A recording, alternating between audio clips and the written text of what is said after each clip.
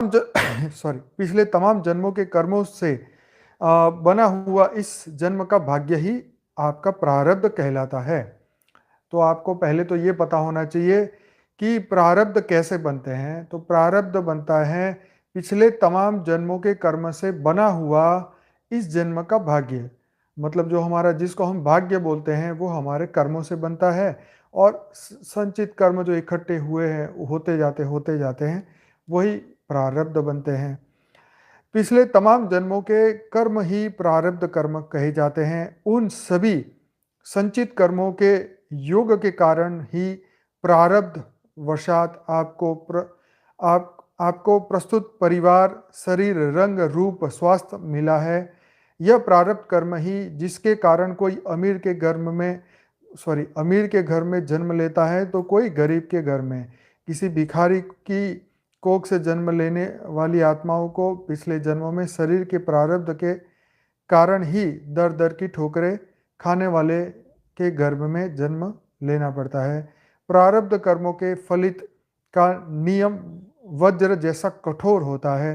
यह प्रारब्ध कर्म यदि जानवरों जैसा होगा तो कालांतर में मनुष्य देह में स्थित आत्मा को भी जानवर की ही देह प्राप्त होगी, इसमें संदेह नहीं है।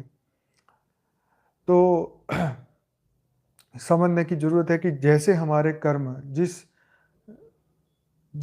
कर्म हो गए, अगर हमारे जन्म का जानवर जैसे होंगे तो धीरे धीरे हमारा प्रारब्ध जो है हमें जानवर योनि की ओर लेके जाएगा। और इस प्रारब्ध से ना कोई बचा है और ना ही कोई बच सकता है सिवाय के स्व परिवर्तन के। आइए आगे बढ़ते हैं। महाकाल की विडंबना है कि मन के बहकाव में आकर, महाकाल की यह कैसी विडंबना है कि मन के बहकावे में आकर नीच कर्म शरीर में स्थित पवित्र निर्मल आत्मा को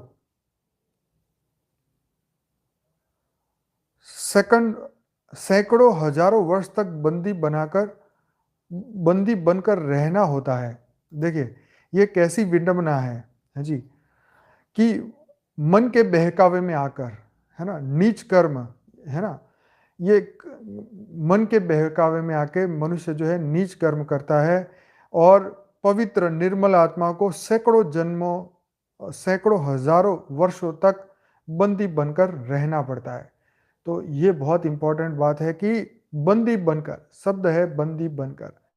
तो मृत्यु लोक में जब जीवात्मा फंस जाती है, जब जीवन मृत्यु के चक्र से बाहर निकलने का उसको रास्ता नहीं दिखाई देता, तो वो बंदी ही बन जाती है। ठीक है, आगे लिखा है, कर्ता कोई और है, भरता कोई और है। यह नियम और इस नियम का रहस्य जानने वाली आत्मा ही जागृत आत्मा कही जाती है। कौन सी आत्मा जागृत है?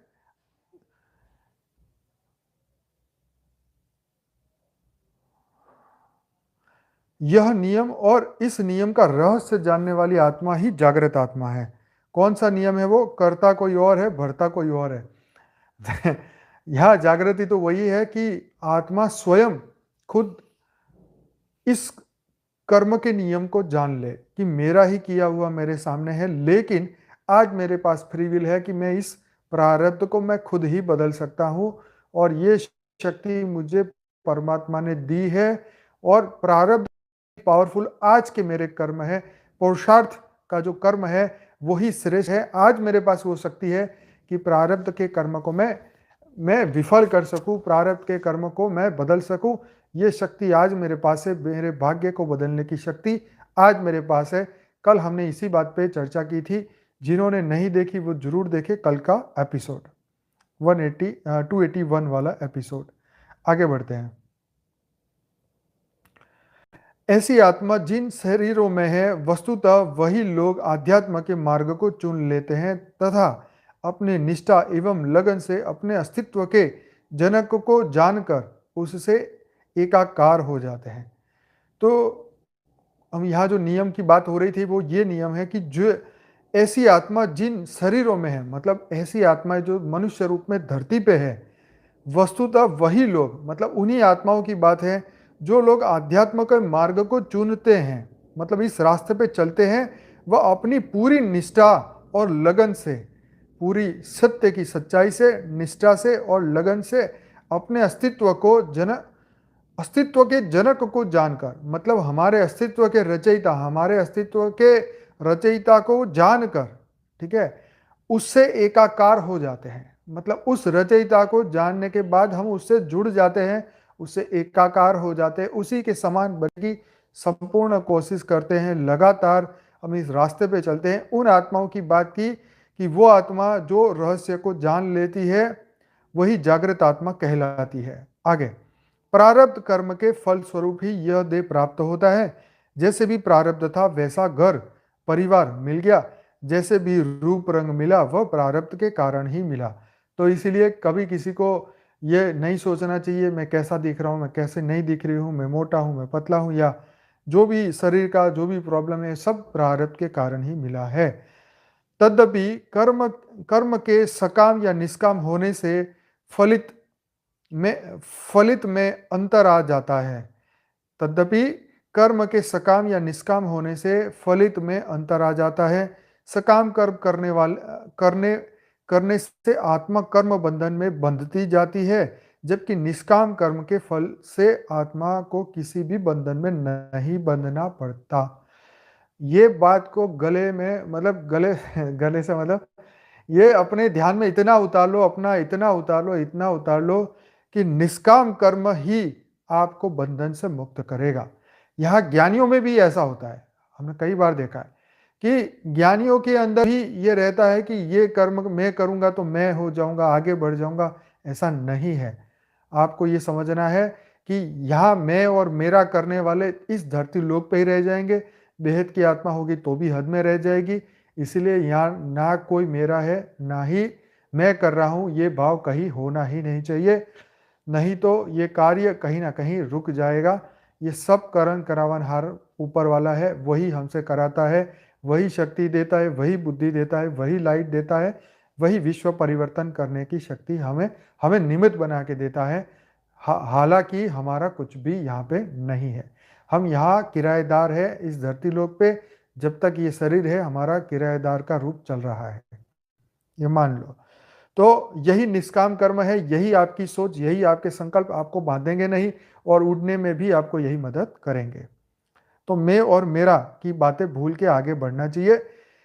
किसी कामना के वशीभूत किया गया कर्म ही सकाम कर्म है, जबकि बिना किसी कामना के किया जाने वाला कर्म निष्काम हो जाता है। निष्काम कर्म का फल मिले तो ठीक, और यदि न मिले तो भी ठीक। जो व्यक्ति कर्ता होकर कोई कार्य करता है वह सकाम होकर ही कार्य करता है। कर्ता होने का अभिमान ही कर्म बंधन में बांध देता है। इससे मुक्त होना है तो कर्म तो करे, परंतु मैं कर्म कर रहा हूँ ऐसा न सोचे, तभी जाकर निष्काम कर्म हो सकेंगे और कर्म बंधन से हम बचेंगे। प्रारब्ध कर्म बचने का यही एक उपाय है। देखो, हमें सबको ये सोचना है जो मैं कर रहा हूँ विश्व कल्याण के लिए, चाहे योग कर रहा हूँ, तपस्या कर रहा हूँ, संकल्प लगा रहा हूँ, तन मन धन से जो भी कर रहा हूँ विश्व कल्याण के लिए कर रहा हूँ, लेकिन इस कर्म का मुझे फल नहीं चाहिए। इस ये निष्काम कर्म है, मुझे इसका कोई फल ही नहीं चाहिए। मेरे को इस धरती लोक पे, मृत्यु लोक में और रहना ही नहीं है, आगे मेरे को जन्म भी नहीं चाहिए। तभी हम यहाँ से निकलने को कामयाब होंगे। हमारा अहंकार हमें फंसाएगा नहीं, हमें बेहद के रास्ते से हटाएगा नहीं। नहीं तो कई लोग आए कई लोग गए, उसका पीछे का कारण यही रहा है। कहीं ना कहीं सूक्ष्म अहंकार भी उन आत्माओं को गिरा देता है। चाहे वो कितने भी वर्ष साथ में रह के तपस्या करे, लेकिन वो अहंकार उसको बेहद से हद में ले जाता है। तो इसीलिए सबकी अपनी अपनी यात्रा है, सबको अपनी यात्रा में पूरा फोकस, पूरा ध्यान और सत्य के रास्ते पे चल के इस यात्रा को देखना